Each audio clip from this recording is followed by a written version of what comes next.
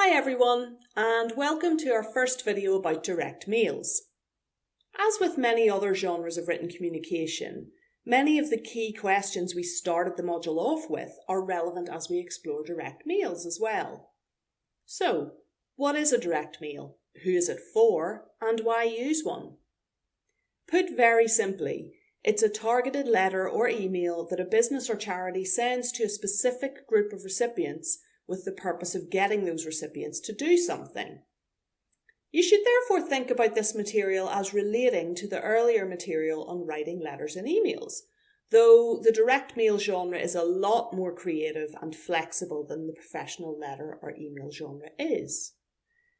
So you can build on letter and email knowledge in terms of general writing and structure, though the register of a direct mail will almost always be considerably more informal than a professional letter or email would be. And it will demonstrate your brand voice much more colourfully than a professional letter or email would. For the purposes of this module, we will think about hard copy direct mails, though there are many similarities between those and emails, direct emails. Before we think about how to write a direct mail, it's useful to place the writing in context by thinking about the potential advantages and the potential disadvantages of a direct mail. Each of these aspects feeds into your decisions about what to write and how to write it. First of all, the potential advantages. A direct mail is flexible. It can serve a range of purposes. Most things that you might want to communicate to a customer or client can be communicated through a direct mail. As a few examples, you might want to tell customers about a new product or service, or offer them a discount or other incentive to get them to engage more with your business. Or you might want to encourage supporters to support a specific campaign your charity is running. A direct mail is targeted. You can create a customer profile and reach those customers by filtering by postcode, by age, by gender, etc. You can choose where to place an advert, of course, but direct mailings take targeting to a new level. You can either use your own mailing list to do this if you have one, or you can use a broader mailing list to attempt to engage brand new customers or clients. Don't worry about this profiling for this module where it's all about the writing, but it's still useful to bear in mind for the context. You might be thinking, but Anthea, it's not as simple as dividing people up by postcode or age or gender. And you'd be right. Not everyone fits a box as regards postcode, gender, age, etc. Have you ever noticed that you receive direct mails that are clearly making assumptions about you because of where you live or because of what age you are? They might be relatively intelligent assumptions, but they can still be annoying. For example, I used to live in quite a disadvantaged area and regularly received direct mails about payday loans, for example, as well as making me quite angry that such companies should be targeting any of my neighbours who were economically vulnerable.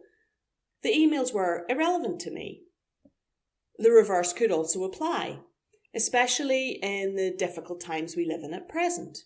A person could live in an extremely affluent area but have recently been made redundant. So receiving direct mails about, for example, expensive luxury products or services would not only be something the recipient could not engage with, but could also be quite upsetting and stressful for them, given it would remind and reinforce to them the difficult and very different situation they now find themselves in. So these things are far from being an exact science, and it is important to remember the nuanced differences we find between people who live in the same area, who are the same age or gender, and so on.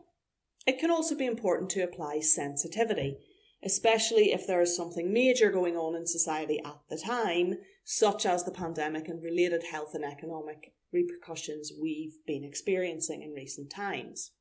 Because you never know what any of the individuals you send the direct mail to are experiencing.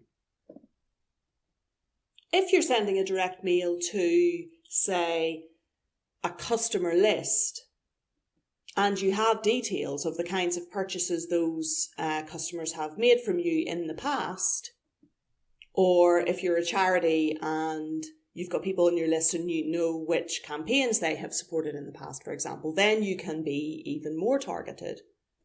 And then on social media with the various algorithms and so on that take account of the things that you look at, the things that you click on, the things that you have liked, etc., targeting is taken to a whole new level.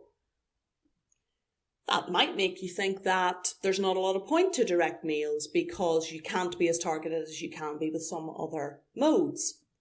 But actually, if you think about the various points that I'm going to talk you through in the round, then you'll see that there are actually some ways in which direct mails are potentially a lot more effective and have a lot more advantages than social media advertising, for example, might.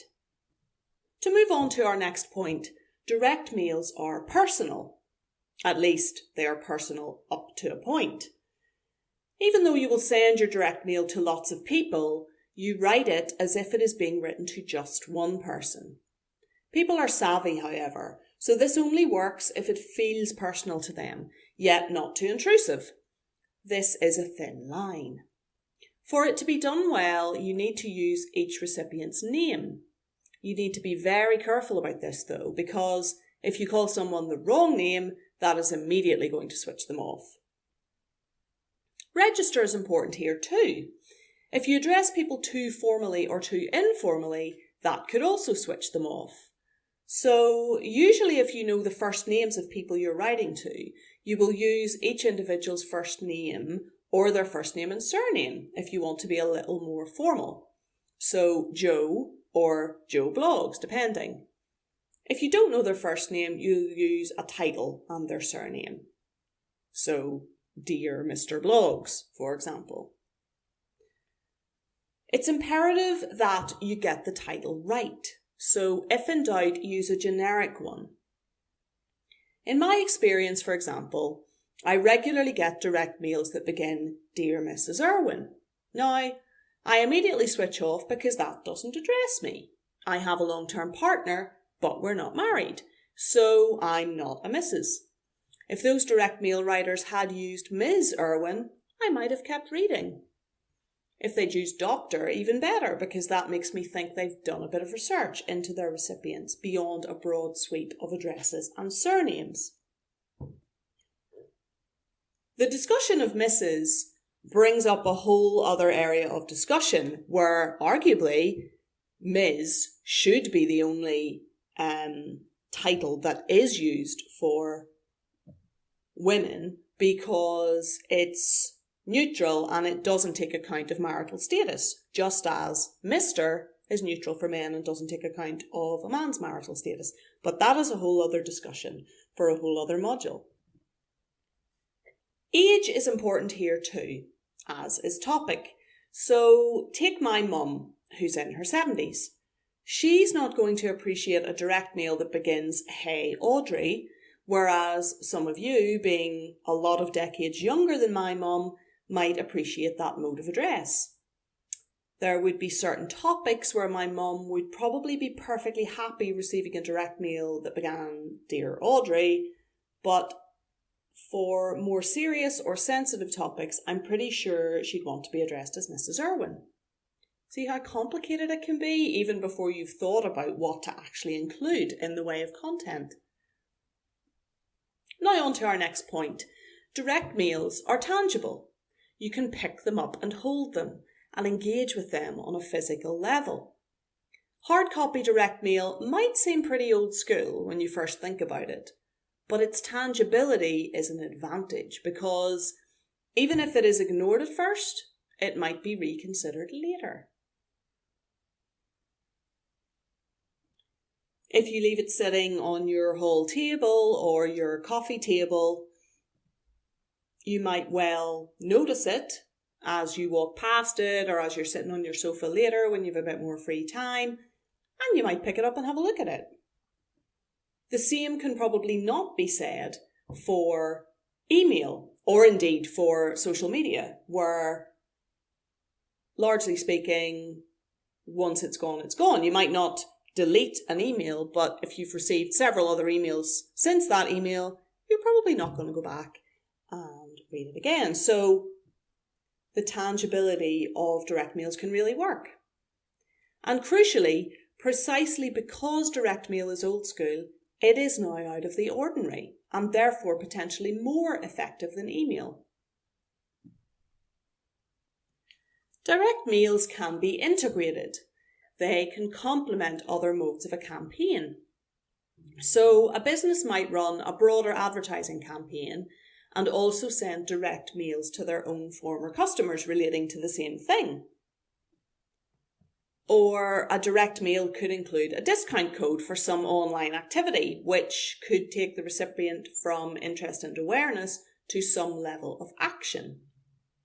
Even though on this module you're just focusing on the writing of the individual piece, you could create some kind of link, hypothetically, to another part of a campaign.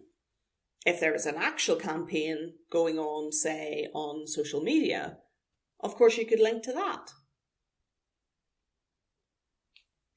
The effectiveness of a direct mail can be measurable to some extent. If you link it into another mode, as we've just discussed, then you can measure that activity either by measuring how many times a discount code is entered and by whom, or by seeing the extent to which related online content is engaged with, shared, commented on, and so on. So, we've thought about the potential advantages of direct mails.